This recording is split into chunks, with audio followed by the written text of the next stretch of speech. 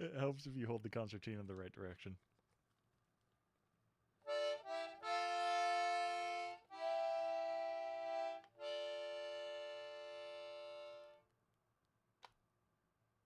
There we go.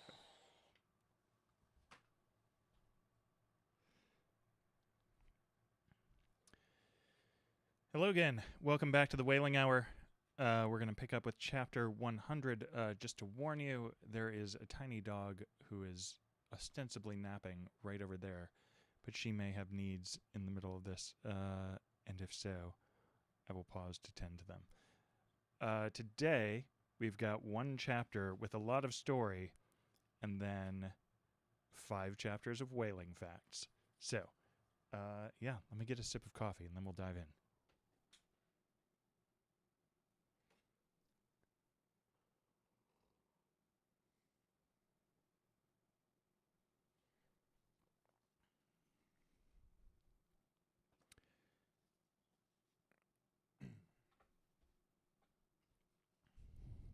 All right, here we go.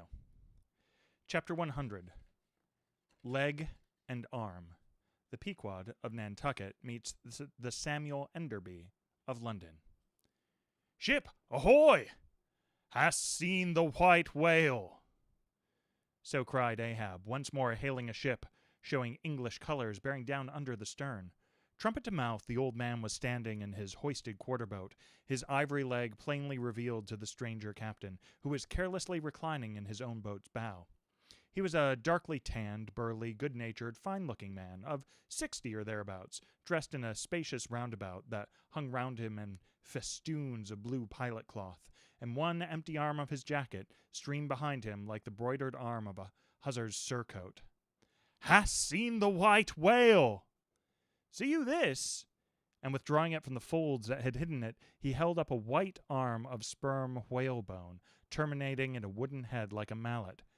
"Man my boat!" cried Ahab impetuously, and tossing about the oars near him. "Stand in to lower!"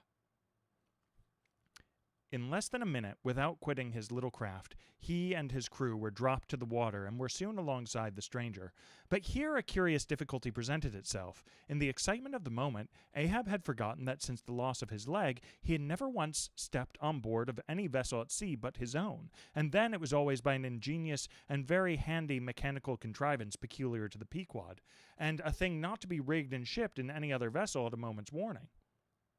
Now, is no very easy matter for anybody, except those who are almost hourly used to it, like whalemen, to clamber up a ship's side from a boat on the open sea, for the great swells now lift the boat high up towards the bulwarks and then instantaneously drop it halfway down to the kelson.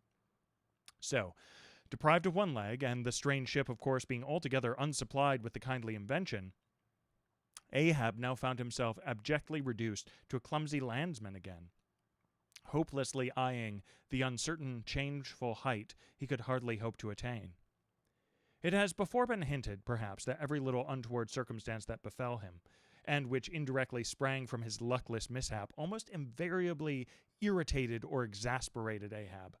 And in the present instance, all this was heightened by the sight of the 2 officers of the strange ship, leaning over the side by the perpendicular ladder of nailed cleats there, and swinging towards him a pair of tastefully ornamented man-robes, for at first they did not seem to bethink them that a one-legged man must be too much of a cripple to use their sea banisters.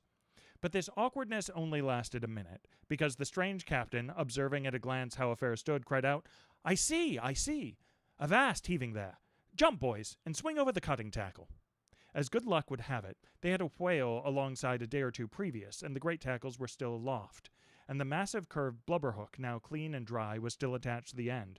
This was quickly lowered to Ahab, who at once comprehending it all, slid his solitary thigh into the curve of the hook. It was like sitting in the fluke of an anchor or the crotch of an apple tree.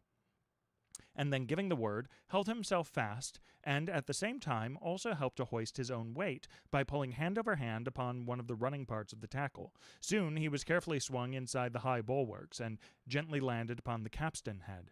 With his ivory arm frankly thus forth in welcome, the other captain advanced, and Ahab, putting out his ivory leg, and crossing the ivory arm, like 2 swordfish blades, cried out in his walrus way, Aye, Hardy, and let us shake bones together. An arm and a leg, an arm that can never shrink, d'ye see, and a leg that can never run.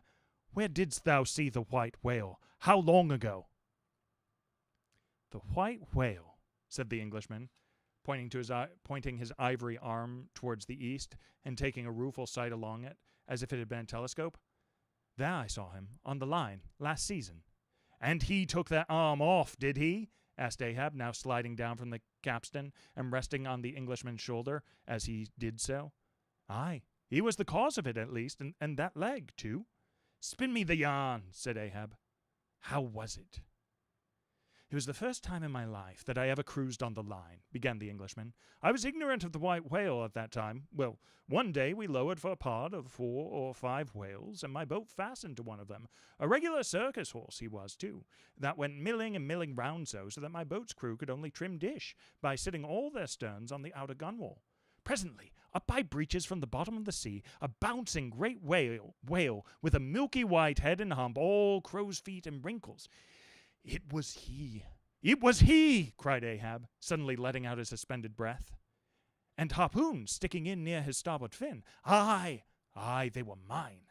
My irons!" cried Ahab, exultingly. "But on!" "Give me a chance, then," said the Englishman, good-humoredly. "Well, this old great-grandfather with the white head and hump runs all the foam into the pod and goes to snapping furiously at my fast line. I see, wanted to part it. Free the fast fish, an old trick. I know him." "How it was exactly," continued the one-armed commander, "I do not know, but in biting the line it got foul of his teeth, caught there, somehow. But we didn't know it then, so that when we afterwards pulled on the line, bounce we came plump onto his hump, instead of the other whales that went off to windward all fluking. Seeing how matters stood, and what a noble great whale it was, the noblest and biggest I ever saw, sir, in my life, I resolved to capture him, spite of the boiling rage he seemed to be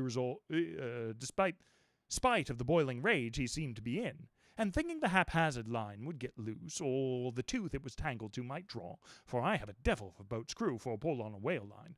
Seeing all this, I say, I jumped into my first mate's boat, Mr. Mountop's here. By the way, Captain, Mountop, the captain. As I was saying, I jumped into Mountop's boat, which, d'ye see, was gunwale and gunwale with mine, then, and snatching the first harpoon, let this old great-grandfather have it. But, Lord, look you, sir, hearts and souls alive, man, in the next instant, in a jiff, I was blind as a bat, both eyes out, all befogged and bedeadened with black foam, the whale's tail looming straight up out of it, perpendicular in the air, like a marble steeple. No use sterning all, then. But as I was groping at midday with a blinding sun, all crown jewels, as I was groping, I say, after the second iron, to toss it overboard, down comes the tail like a Lima tower, cutting my boat in two, leaving each half in splinters. And flukes first, the white hump backed through the wreck as though it was all chips. We all struck out. To escape his terrible flailings, I seized hold of my harpoon pole sticking in him, and for a moment clung to that like a sucking fish.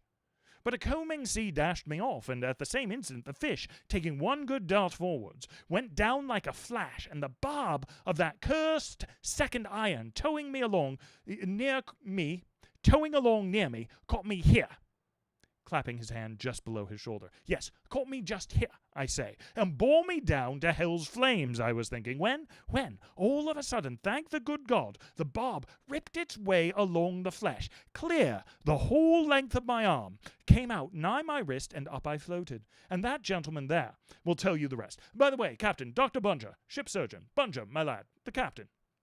Now, Bunger, boy, spin your part of the yarn. The professional gentleman, thus familiarly pointed out, had been all the time standing near them with nothing specific visible to denote his gentlemanly rank on board. His face was an exceedingly round but sober one.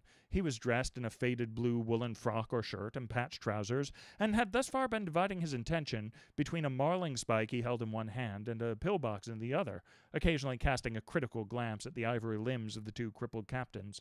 But at his superior's introduction of him to Ahab, he politely bowed and straightway went to do his captain's bidding. "He was a shocking bad wound," began the whale surgeon. "And taking my advice, Captain Boomer here, stood our old Sammy—" "Samuel Enderby is the name of my ship," interrupted the one-armed captain, addressing Ahab. "Go on, boy." Stood by our old Sammy off to the northward to get out of the blazing hot weather there on the line, but it was no use. I did all I could, sat up with him nights, was very severe with him in the matter of diet. Oh, very severe, chimed in the patient himself, then suddenly altering his voice, drinking hot rum toddies with me every night till he couldn't see to put on the bandages, and sending me to bed half-seas over about 3 o'clock in the morning. Oh, ye stars! He sat up with me indeed, and was very severe in my diet. Oh, a great watcher, and very dietetically severe is Dr. Bunter. Dr. Bunter, you dog, laugh out, why don't you? You know you're a precious jolly rascal, but heave ahead, boy. I'd rather be killed by you than kept alive by any other man. My captain, you must have erred this perceived, respected sir, said the imperturbable, godly-looking Bunter, slightly bowing to Ahab, is facetious at times. He spins us so many clever things of that sort, but I may as well say, en passant, as the French remark, that I myself, that is to say, Jacques Bunter, late of the reverend clergy, am a strict, total abstinence man. I never drink water, cried the captain. He never drinks it. It's a sort of fits to him. Fresh water throws him into the hydrophobia. But go on with the arm story. Yes, I may as well, said the surgeon coolly. I was about observing, sir, before Captain Boomer's facetious interruption, that, spite of my best and severest endeavours, the wound kept getting worse and worse. The truth was, sir, it was as ugly gaping wound as surgeon ever saw, more than 2 feet and several inches long. I measured it with the lead line. In short, it grew black. I knew what was threatened, and off it came, but I had no hand in shipping that ivory arm there. That thing is against all rule, pointing at it with the marling spike. That is the captain's work, not mine. He ordered the carpenter to make it. He had that club hammer there put to the end to knock someone's brains out with, I suppose, as he tried mine once. He flies into diabolical passions sometimes. Do you see this dent, sir? Removing his hat and brushing aside his hair, and exposing a bowl-like cavity in his skull, but which bore not the slightest scarry trace or any token of ever having been a wound. Well, the captain there will tell you how that came here. He knows. No, I do not, said the captain. But his mother did. He was born with it. Oh, you solemn rogue, you bunger. Was there ever such another bunger in the watery world? Bunger, when you die, you ought to die in a pickle, you dog. You should be preserved for future ages, you rascal. What became of the white whale? Now cried Ahab, who thus far had been impatiently listening to this byplay between the two Englishmen. Oh, cried the one-armed captain. Oh, yes, well, after he sounded, we didn't see him again for some time. In fact, as I before hinted, I didn't then know what whale it was that had served me such a trick till some time afterwards, when coming back to the line, we heard about Moby Dick, as some call him, and then I knew it was he. Didst thou cross his wake again? Twice, but could not fasten. Didn't want to try. Ain't one limb enough? What should I do without this other arm? And I'm thinking Moby Dick doesn't bite so much as swallows. Well, then, interrupted Bunter, give him your left arm for bait to get the right. Do you know, gentlemen, very gravely and mathematically bowing to each captain in succession, do you know, gentlemen, that the digestive organs of the whale are so inscrutably constructed by divine providence that it is quite impossible for him to completely digest even a man's arm? And he knows it, too, so that what you take for the white whale's malice is only his awkwardness.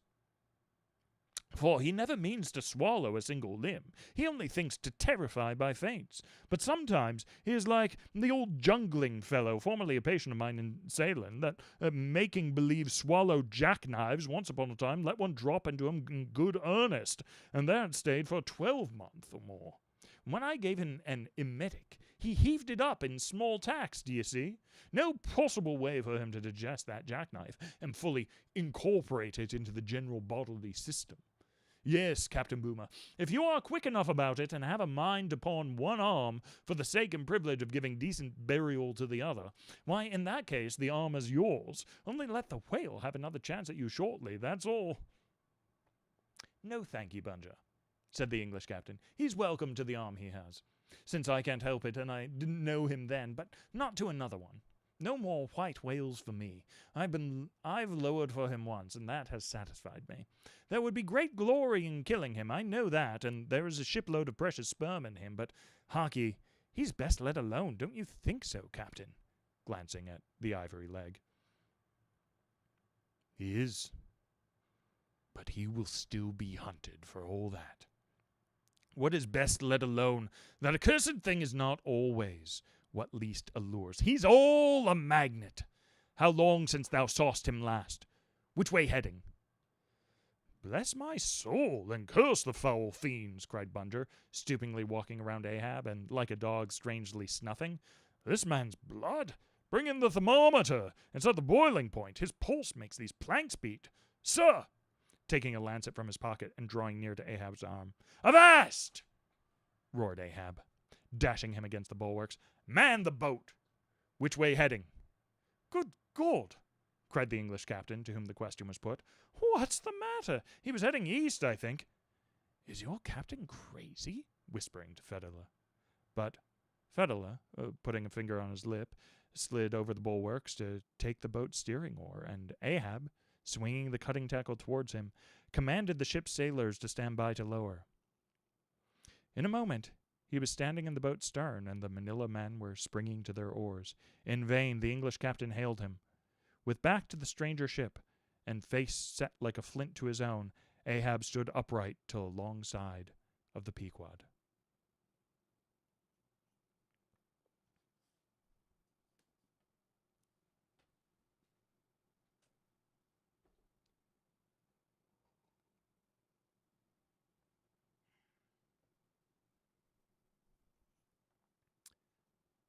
Chapter 101.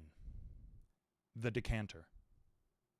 Ere the English ship fades from sight, be it set down here that she hailed from London, and was named after the late Samuel Enderby, merchant of the city, the original of the famous whaling house of Enderby and Sons, a house which, in my poor whaleman's opinion, comes not far behind the united royal houses of the Tudors and the Bourbons, in point of real historical interest.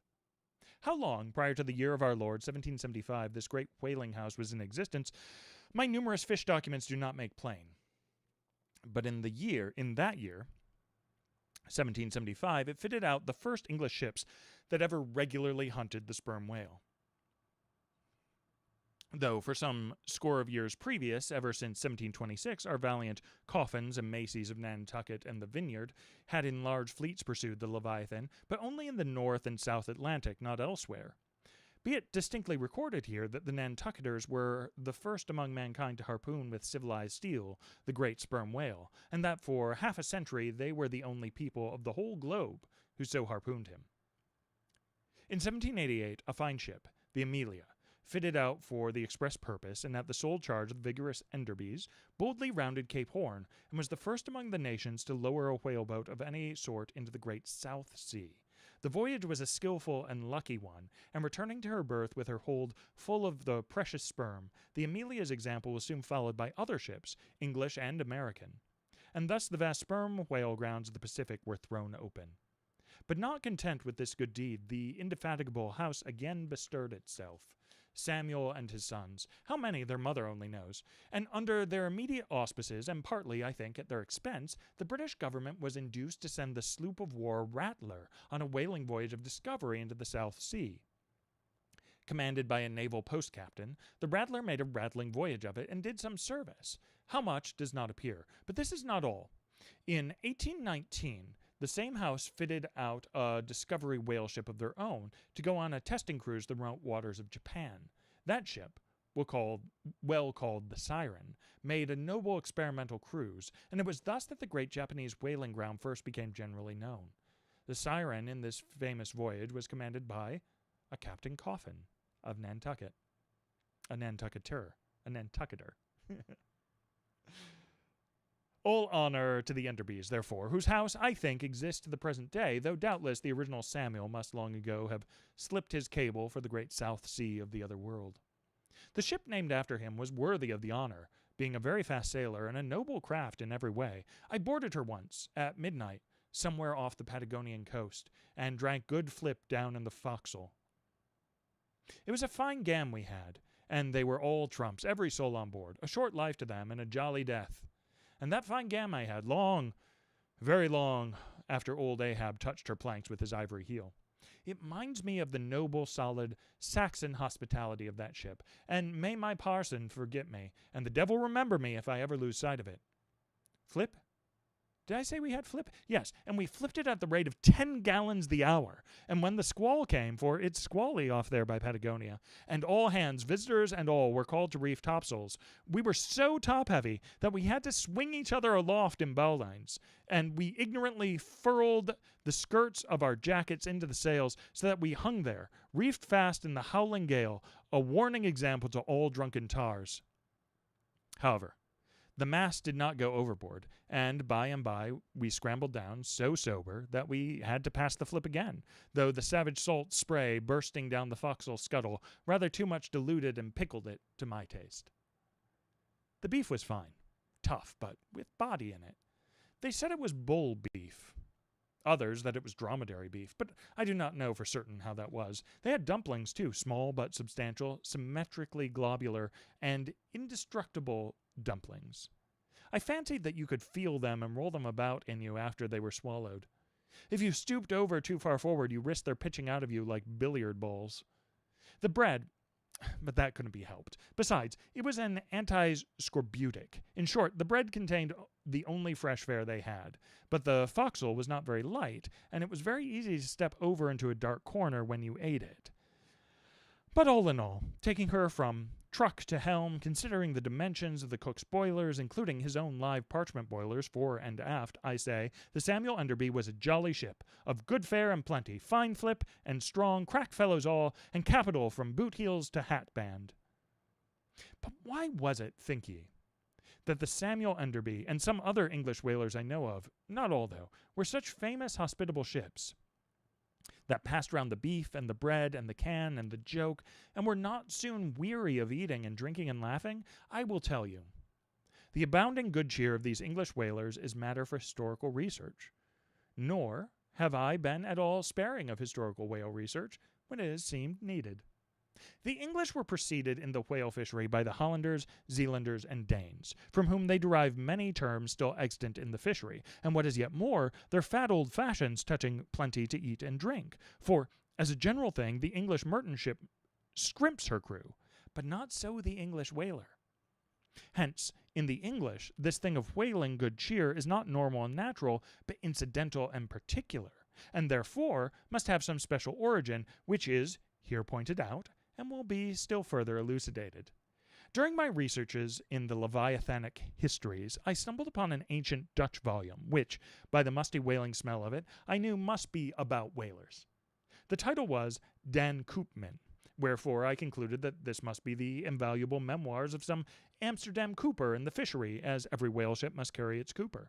I was reinforced in this opinion by seeing that it was the production of one Fitz Swackhammer.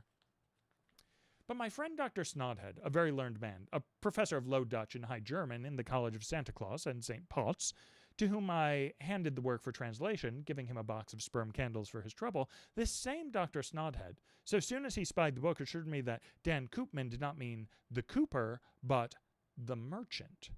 In short, this ancient and learned Low Dutch book treated of the commerce of Holland and, among other subjects, contained a very interesting account of its whale fishery, and in this chapter it was, headed Smear, or Fat, that I found a long detailed list of the outfits for the larders and cellars of 180 sail of Dutch whalemen, from which list, as translated by Dr. Snodhead, I transcribed the following.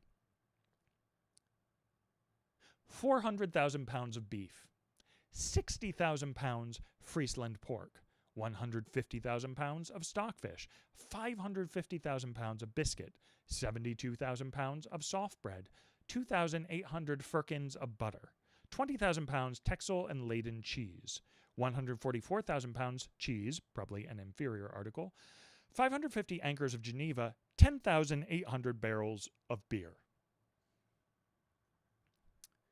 Most statistical tables are parchingly dry in the reading. Not so in the present case, however, where the reader is flooded with whole pipes, barrels, quarts, and gills of good gin and good cheer.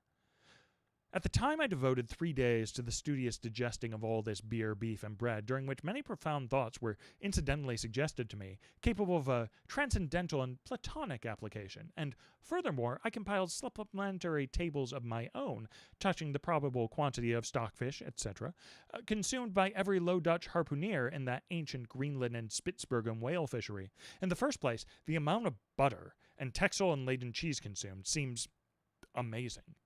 I impute it, though, to their naturally unctuous natures being rendered still more unctuous by the nature of their vocation, and especially by their pursuing their game in those frigid polar seas, on the very coasts of the Eskimo country where the convivial natives pledge each other in bumpers of train oil. The quantity of beer, too, is very large, 10,800 barrels. Now, as those polar fisheries could only be prosecuted in the short summer of that climate, so that the whole cruise of one of these Dutch whalemen, including the short voyage to and from the Spitzbergen Sea, did not much exceed 3 months, say, and reckoning 30 men to each of their fleet of 180 sail, we have 5,400 Low Dutch seamen in all. Therefore, I say, we have precisely 2 barrels of beer per man for a 12 weeks' allowance, exclusive of his fair proportion of that 550 anchors of gin. Now, whether these gin and beer harpooneers, so fuddled as one might fancy them to have been, were the right sort of men to stand up in a boat's head and take a good aim at flying whales, this would seem somewhat improbable. Yet they did aim at them, and hit them too. But this was very far north, be it remembered, where beer agrees well with the constitution. Upon the equator, in our southern fishery, beer would be apt to make the harpooner sleepy at the masthead and boozy in his boat, and grievous loss might ensue to Nantucket and New Bedford. But no more. Enough has been said to show that the old Dutch whalers of 2 or 3 centuries ago were high livers, and that the English whalers have not neglected so excellent an example, for, as they say when cruising in an empty ship, if you can get nothing better out of the world, get a good dinner out of it, at least. And this empties the decanter.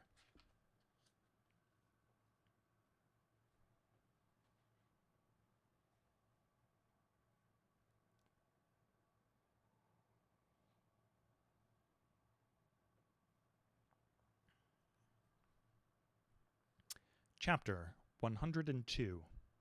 A Bower and the Arsacides. Hitherto, in descriptively treating of the sperm whale, I have chiefly dwelled upon the marvels of his outer aspect, or separately and in detail upon some few interior structural features. But to a large and thorough sweeping comprehension of him, it behoves me now to unbutton him still further, and untagging the points of his hose, unbuckling his garters, and casting loose the hooks and the eyes of the joints of his innermost bones, set him before you in his ultimatum, that is to say, in his unconditional skeleton. But how now, Ishmael? How is it that you, a mere oarsman in the fishery, pretend to know aught about the subterranean parts of the whale? Did erudite Stubb, mounted upon your capstan, deliver lectures on the anatomy of the cetacea, and by help of the windlass hold up a specimen rib for exhibition? Explain thyself, Ishmael. Can you land a full-grown whale on your deck for examination as a cook dishes a pig roast? Surely not. A veritable witness have you hitherto been, Ishmael, but have a care about how you seize the privilege of Jonah alone, the privilege of discoursing upon the joints and beams, the rafters, ridgepole, sleepers, and underpinnings making up the framework of Leviathan, and belike of the talovats, dairy rooms, butteries, and cheeseries in his bowels. I confess that since Jonah, few whalemen have penetrated very far beneath the skin of the adult whale. Nevertheless, I have been blessed with an opportunity to dissect him in miniature. In a ship I belonged to, a small cub sperm whale was once bodily hoisted to the deck for his poke or bag to make sheaths for the barbs of the harpoons, and for the heads of the lances. Think you I let that chance go without using my boat hatchet and jackknife and breaking the seal and reading all the contents of that young cub? And as for my exact knowledge of the bones of the Leviathan and their gigantic, full-grown development, for that rare knowledge I am indebted to my late royal friend Tranquo, king of Tranqui, one of the Arsacides. For being at Tranqui years ago, when attached to the trading ship Dey of Algiers, I was invited to spend part of the Arsacidean holidays with the lord of Tranqui at his retired palm villa at Pupaya, a seaside glen not very far distant from what other sailors called Bamboo Town, his capital. Among many other fine qualities of my royal friend Tranquo, being gifted with a devout love for all matters of barbaric virtue, had brought together in Popella whatever rare things the more ingenious of his people could invent, chiefly carved woods of wonderful devices, chiseled shells, inlaid spears, costly paddles, aromatic canoes, and all these distributed among whatever natural wonders the wonder-freighted, tribute-rendering waves had cast upon his shores. Chief among these latter was a great sperm whale, which, after an unusually long raging gale, had been found dead and stranded with his head against a coconut tree, whose plumage-like tufted droopings seemed his verdant jet. When the vast body had at last been stripped of its fathom-deep enfoldings, and the bones become dust-dry in the sun, then the skeleton was carefully transported up the Popella Glen, where a grand temple of lordly palms now sheltered it. The ribs were hung with trophies, the vertebrae were carved with Arsacidean annals in strange hieroglyphics. In the skull, the priest kept an unextinguished aromatic flame so that the mystic head again sent forth its vapory spout, while, suspended from a bough, the terrific lower jaw vibrated over all the devotees like the hair-hung sword that so affrighted Damocles. It was a wondrous sight. The wood was green as mosses of the icy glen. The trees stood high and haughty, feeling their living sap. The industrious earth beneath was as a weaver's loom, with a gorgeous carpet on it, whereof the ground vine tendrils formed the warp and woof, and the living flowers the figures. All the trees, with their laden branches, all the shrubs and ferns and grasses, the message-carrying air, all these unceasingly were active. Through the lacings of the leaves, the great sun seemed a flying shuttle weaving the unwearied verdure. O busy weaver, unseen weaver, pause. One word, whither flows the fabric? What palace may it deck? Wherefore all these ceaseless toilings? Speak, weaver! Stay thy hand, but one single word with thee. Nay, the shuttle flies. The figures float from forth the loom. The freshet rushing carpet forever slides away. The weaver god he weaves, and by that weaving he is deafened, that he hears no mortal voice, and by that humming we too, who look on the loom, are deafened, and only when we escape it shall we hear the thousand voices that speak through it. For even so it is in all material factories. The spoken words that are inaudible amongst the flying spindles, those same words are plainly heard without the walls, bursting from the open casements. Thereby have villainies been detected. Ah, mortal, then be heedful. For so, in all this din of the great world's loom, thy subtlest thinkings may be overheard afar. Now, amid the green, life-restless loom of that Arsacidean wood, the great white worship skeleton lay lounging, a gigantic idler. Yet, as the ever-woven verdant warp and woof intermixed and hummed around him, the mighty idler seemed the cunning weaver, himself all woven over with the vines, every month assuming greener, fresher verdure, but himself a skeleton, life folded death, death trellised life, the grim god wived with youthful life, and begat him curly-headed glories. Now, when with royal Tranquo I visited this wondrous whale, and saw the skull in an altar, and the artificial smoke ascending from where the real jet had issued, I marveled that the king should regard a chapel as an object of virtue. He laughed. But more I marveled that the priest should swear that the smoky jet of his was genuine. To and fro I paced before the skeleton, brushed the vines aside, broke through the ribs, and with a ball of Arsacidean twine wandered, eddied long amid its many windings, shaded colonnades and arbors. But soon my line was out, and following it back, I emerged from the opening where I entered. I saw no living thing within. Naught was there but bones. Cutting me a green measuring rod, I once more dived within the skeleton. From their arrow slit in the skull, the priests perceived me taking the altitude of the final rib. "How now?" they shouted. "Darst thou measure this our god? That's for us." "Aye, priests. Well, how long do ye make him then?" But hereupon a fierce contest rose among them concerning feet and inches. They cracked each other's sconces with their yardsticks, the great skull echoed, and seizing that lucky chance, I quickly concluded my own admeasurements. These admeasurements I now propose to set before you. But first, be it recorded that in this matter I am not free to utter any fancied measurement I please. because there are skeleton authorities you can refer to test my accuracy.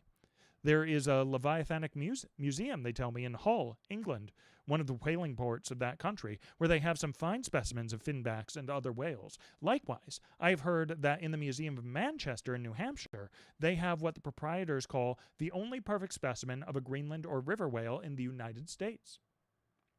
Moreover, at a place in Yorkshire, England, Burton Constable by name, a certain Sir Clifford Constable, has in his possession the skeleton of a sperm whale, but of moderate size, by no means of the full-grown magnitude of my friend King Tranquo's. In both cases, the standard whales to which these two skeletons belonged were originally claimed by their proprietors upon similar grounds, King Tranquo seizing his because he wanted it, and Sir Clifford because he was lord of the seigneuries of those parts. Sir Clifford's whale has been articulated throughout, so that, like a great chest of drawers, you can open and shut him in all his bony cavities, spread out his ribs like a gigantic fan, and swing all day upon his lower jaw. Locks are to be put upon some of his trapdoors and shutters, and a footman will show round future visitors with a bunch of keys at his side. Sir Clifford thinks of charging twopence for a peep at the whispering gallery in the spinal column, 3p to hear the echo in the hollow of his cerebellum, and 6p for the unrivaled view from his forehead. The skeleton dimensions I shall now proceed to set down are copied verbatim from my right arm, where I had them tattooed, as in my wild wanderings at that period, there was no other secure way of preserving such valuable statistics. But as I was crowded for space and wished the other parts of my body to remain a blank page for a poem I was then composing, at least what untattooed parts might remain, I did not trouble myself with the odd inches, nor, indeed, should inches at all enter into a congenial admeasurement of the whale. Chapter 103. Measurement of the whale's skeleton.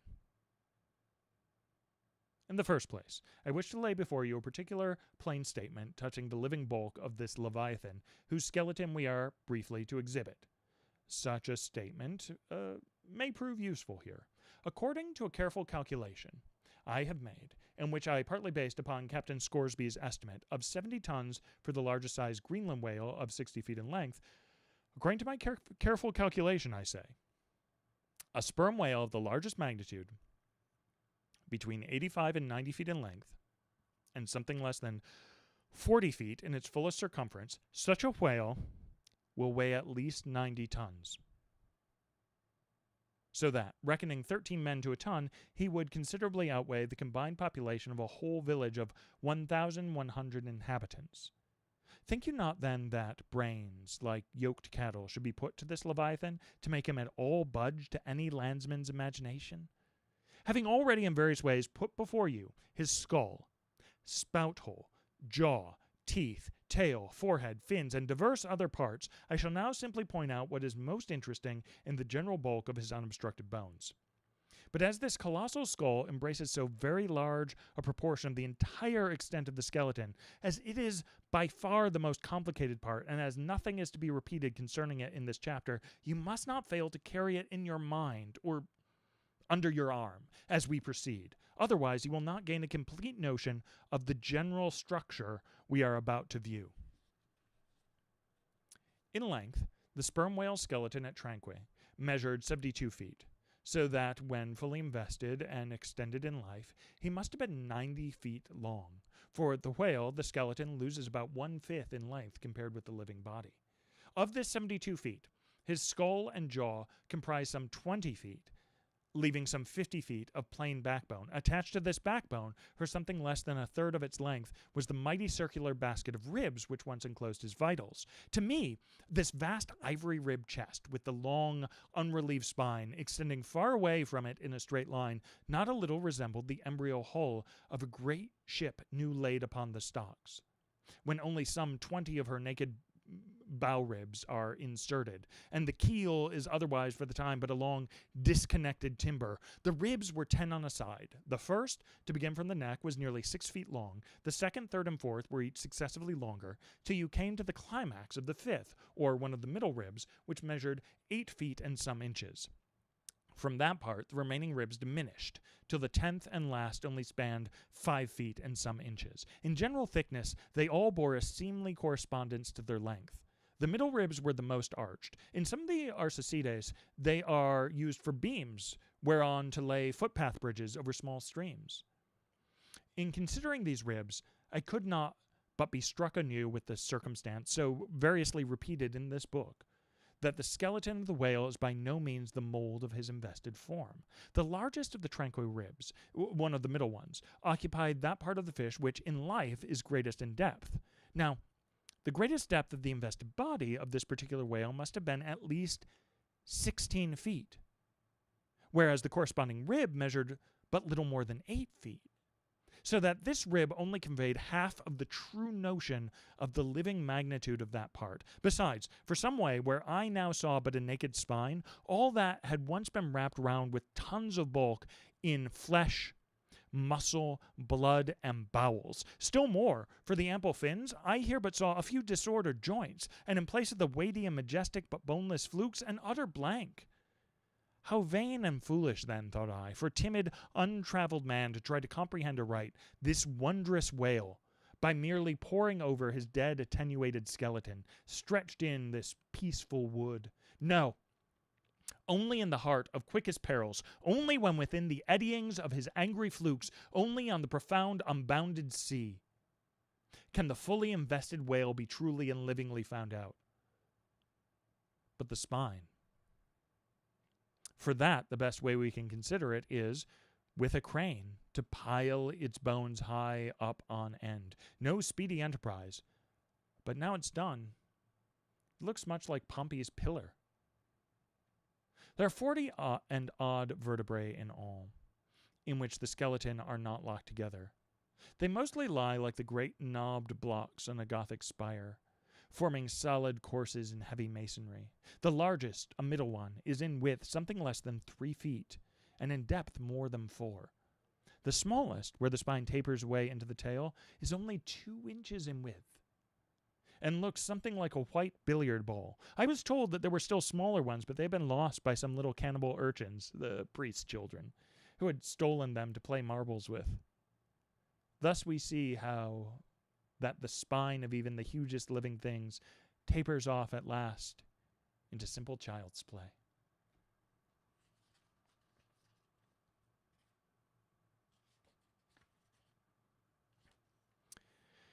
Chapter 104.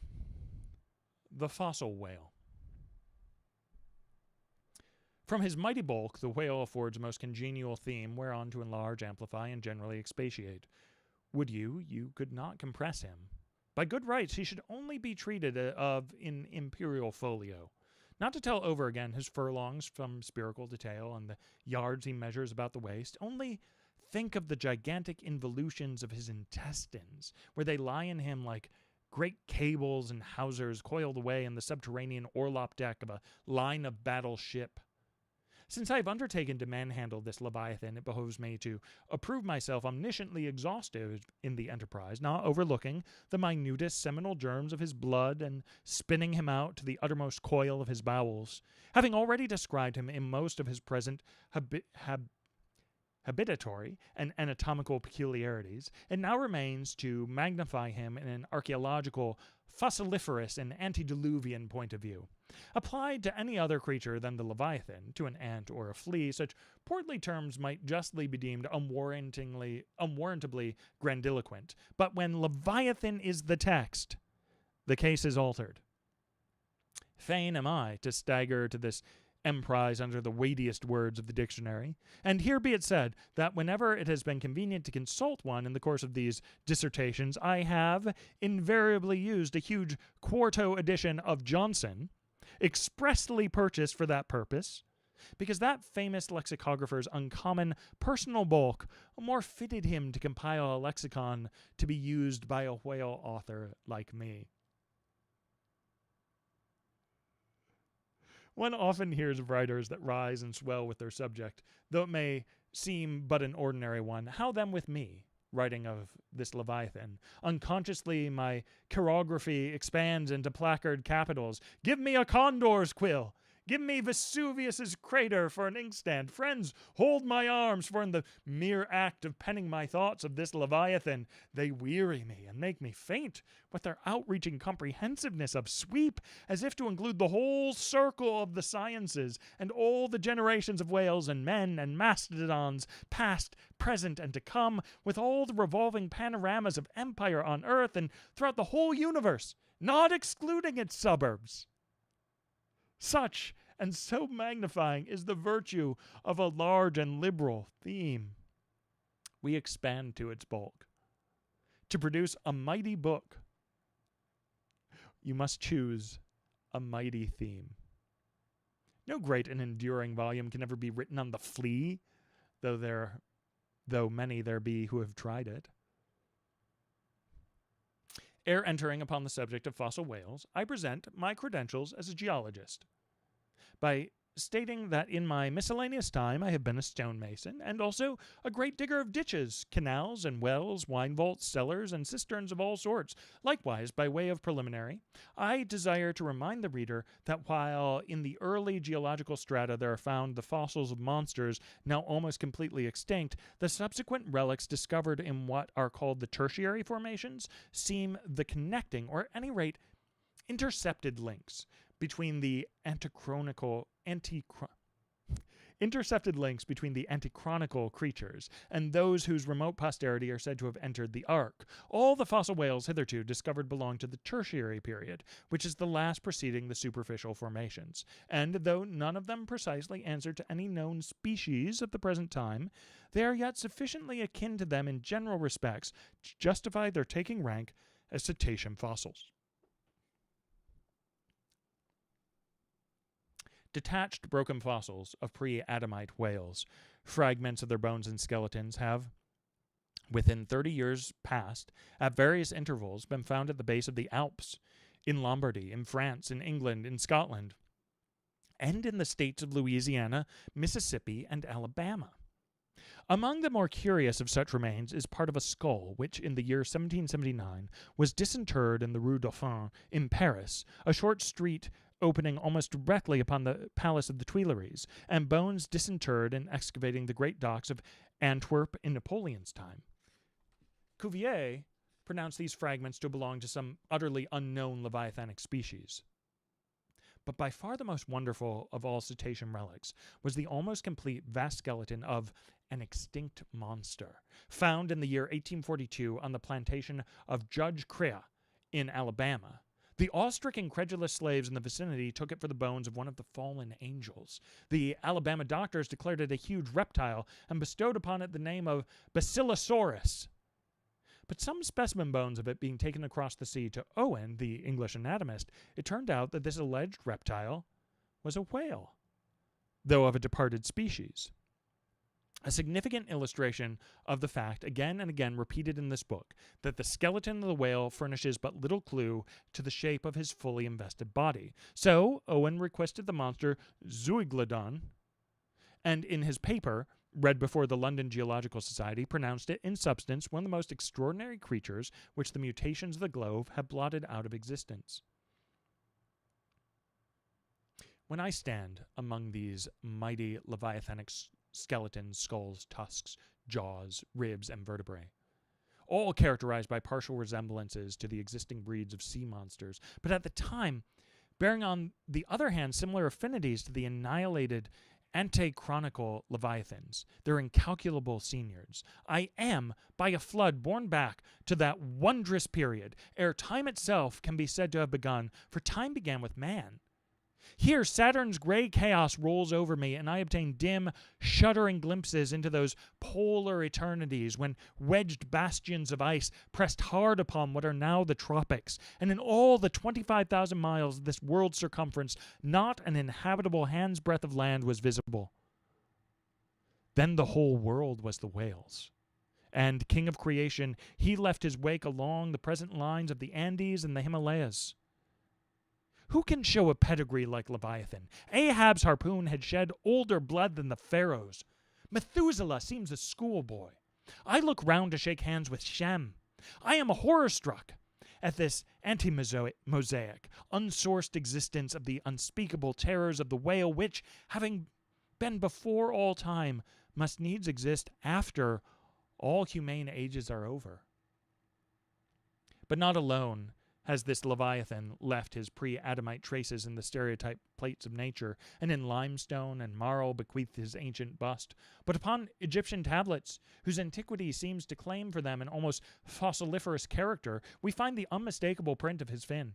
In an apartment of the great temple of Dendera some 50 years ago, there was discovered upon the granite ceiling a sculptured and painted planisphere, abounding in centaurs, griffins, and dolphins, similar to the grotesque figures on the celestial globe of the moderns. Gliding among them, old Leviathan swam as of yore. Was there swimming in that planisphere centuries before Solomon was cradled. Nor must there be omitted another strange attestation of the antiquity of the whale, in his own osseous post-diluvian reality, as set down by the venerable John Leo, the old Barbary traveler. Not far from the seaside they have a temple, the rafters and beams of which are made of whale bones, for whales of a monstrous size are oftentimes cast up dead upon that shore. The common people imagine that by a secret power bestowed by God upon the temple, no whale can pass by it without immediate death. But in truth of the matter is that on either side of the temple there are rocks that shoot 2 miles into the sea and wound the whales when they light upon them. They keep a whale's rib of an incredible length for a miracle, which, lying upon the ground with its convex part uppermost, makes an arch, the head of which cannot be reached by a man upon a camel's back. This rib, says John Leo, is said to have lain there 100 years before I saw it. Their historians affirm that a prophet who prophesied of Mahomet came from this temple, and some do not stand to assert that the prophet Jonas was cast forth by the whale at the base of the temple. In this Afric temple of the whale I leave you, reader, and if you be a Nantucketer and a whaleman, you will silently worship there.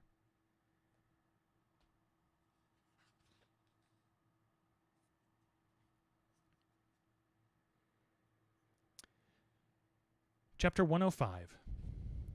Does the whale's magnitude diminish? Will he perish? Inasmuch, then, as this Leviathan comes floundering down upon us from the headwaters of the eternities, it may be fitly inquired whether, in the long course of his generations, he has not degenerated from the original bulk of his sires. But upon investigation, we find that not only are the whales of the present day superior in magnitude to those whose fossil remains are found in the tertiary system, embracing a distinct geological period prior to man, but of the whales found in that tertiary system, those belonging to its latter formations exceed in size those of its earlier ones. Of all the pre-Adamite whales yet exhumed, by far the largest is the Alabama one mentioned in the last chapter, and that was less than 70 feet in length in the skeleton, whereas we have already seen that the tape measure gives 72 feet for the skeleton of a large-sized modern whale. And I have heard, on whalemen's authority, that sperm whales have been captured near 100 feet long at the time of capture. But may it not be that while the whales of the present hour are an advance in magnitude upon those of all previous geological periods, may it not be that since Adam times they have degenerated? Assuredly, we must conclude so, if we are to credit the accounts of such gentlemen as Pliny, and the ancient naturalists generally. For Pliny tells us of whales that embraced acres of living bulk, and Aldrovandus of others which measured 800 feet in length, rope walks and Thames tunnels of whales. And even in the days of Banks and Solander, Cook's naturalists, we find a Swedish member of the Academy of Sciences saying down certain Iceland whales, radar fisker or wrinkled bellies, at 120 yards. That is 360 feet. And Lacépède, the French naturalist, in his elaborate history of whales in the very beginning of his work, page 3, sets down the right whale at 100 meters, 328 feet. And this work was published so late as AD 1825. But will any whaleman believe these stories? No.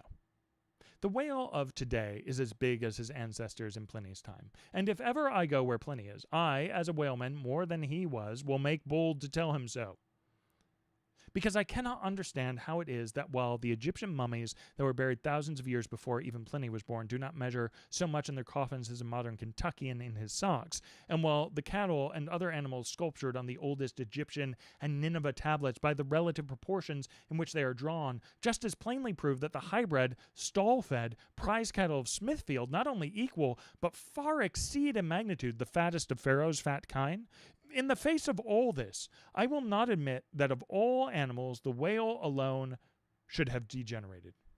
But still another inquiry remains, one often agitated by the more recondite Nantucketers, whether owing to the almost omniscient lookouts at the mastheads of the whale ships now penetrating even through Bering Straits, and into the remotest secret drawers and lockers of the world, and the 1,000 harpoons and lances darted along all continental coasts, the moot point is whether Leviathan can long endure so wide a chase, and so remorseless a havoc, whether he must not at last be exterminated from the waters, and the last whale, like the last man, smoke his last pipe, and then himself evaporate in the final puff.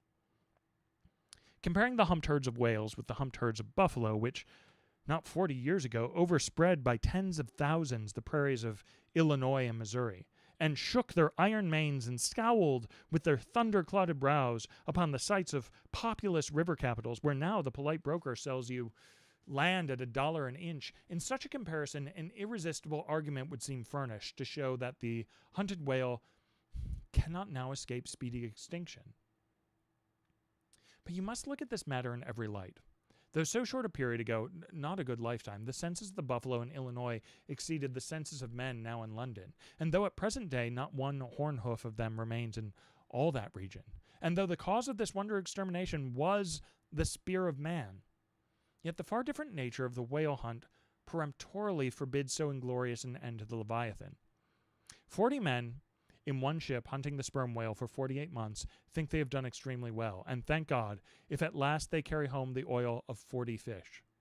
Whereas in the days of the old Canadian and Indian hunters and trappers in the West, when the far West, in whose sunset suns still rise, was a wilderness and a virgin, the same number of moccasined men, for the same number of months, mounted on horse instead of sailing ships, would have slain not 40, but 40,000 and more buffaloes. A fact that, if need were, could be statistically stated. Nor, considered aright, does it seem any argument in favor of the gradual extinction of the sperm whale, for example, that in former years, the latter part of the last century, say, these leviathans in small pods were encountered much oftener than at present, and in consequence, the voyages were not so prolonged and were also much more remunerative. Because, as has been elsewhere noticed, those whales, influenced by some views to safety, now swim the seas in immense caravans, so that, to a large degree, the scattered solitaries, yolks, and pods, and schools of other days are now aggregated into vast but widely separated unfrequent armies. That is all.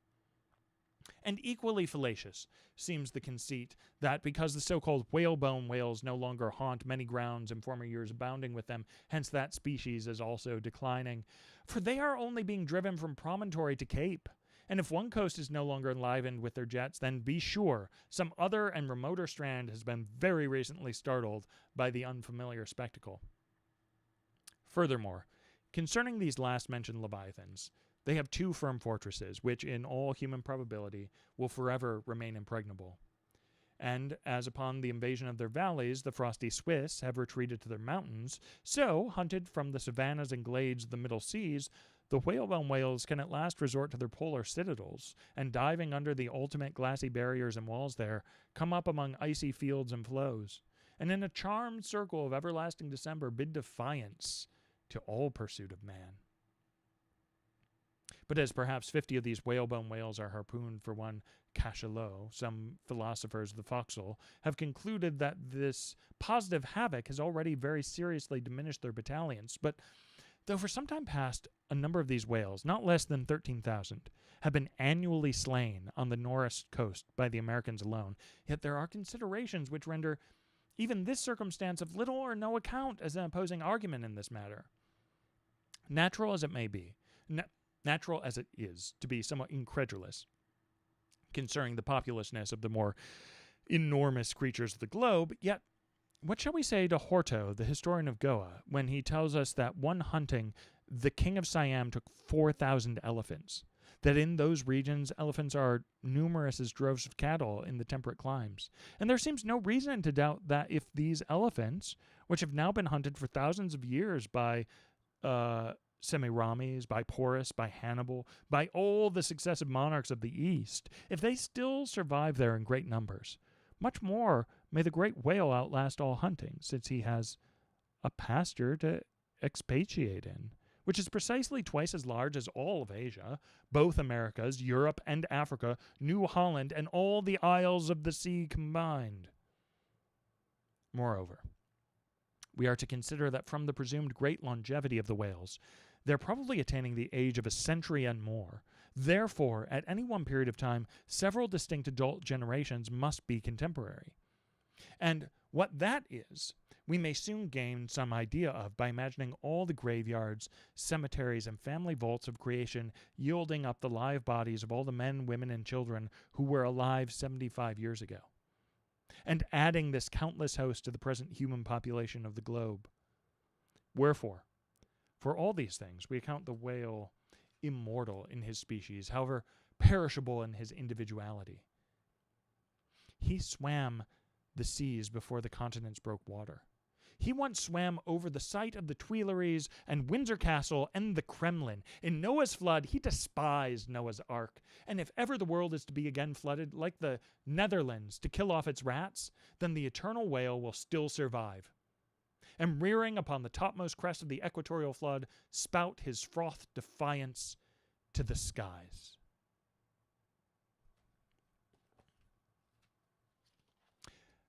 That's it for today. We came in at just about an hour. Thanks so much for joining me. Next week, we'll pick up again with Ahab's leg. Ooh. All right. Thanks again.